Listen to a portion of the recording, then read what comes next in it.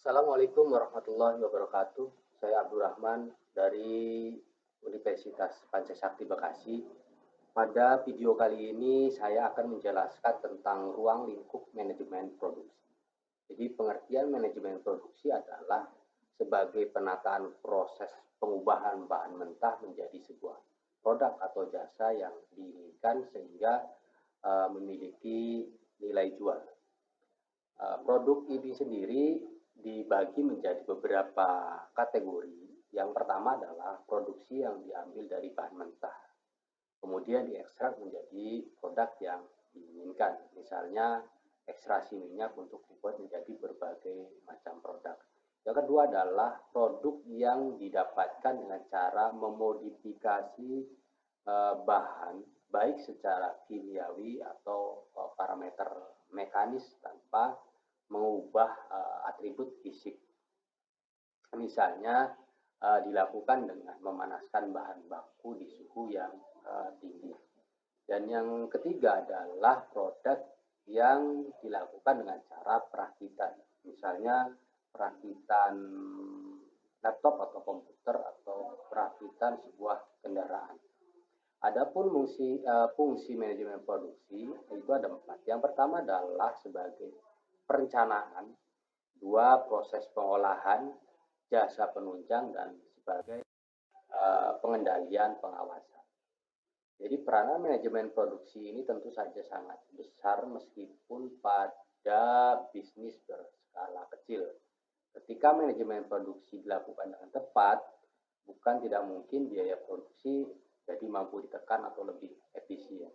Di samping itu, ini juga penting untuk melihat apakah sumber daya yang dimiliki itu sudah benar-benar efektif. Adapun ruang lingkup manajemen produksi, yang pertama adalah kebijakan mengenai desain. Jadi keputusan ini termasuk dalam keputusan jangka panjang, di mana di dalamnya meliputi penentuan desain produk yang mau dibuat maksudnya, terus menentukan lokasi pabrik, tata letak pabrik, dan lain sebagainya.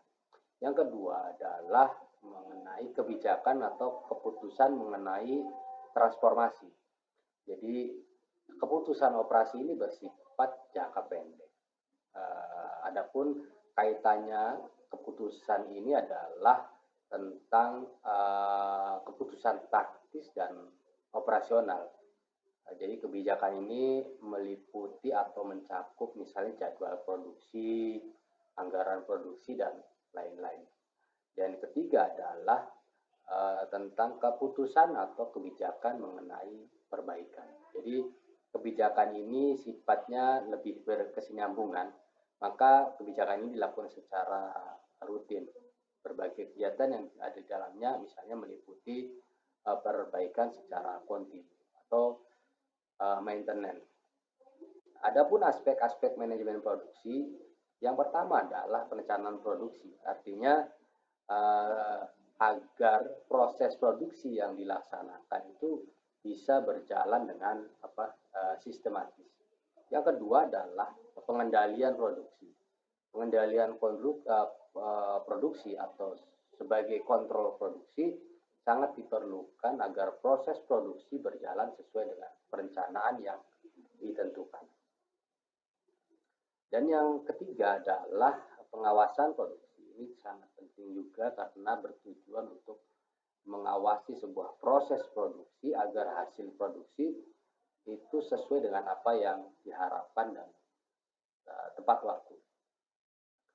Jadi kesimpulannya adalah tujuan utama manajemen produksi atau operasi adalah untuk supaya secara efektif mengelola dan memanfaatkan sumber daya perusahaan yang penting untuk sebuah produk maupun sebuah jasa. Itu saja yang dapat saya sampaikan tentang ruang lingkup manajemen produksi. Mudah-mudahan dapat menambah wawasan kita semua. Akhir kata dari saya, Assalamualaikum warahmatullahi wabarakatuh.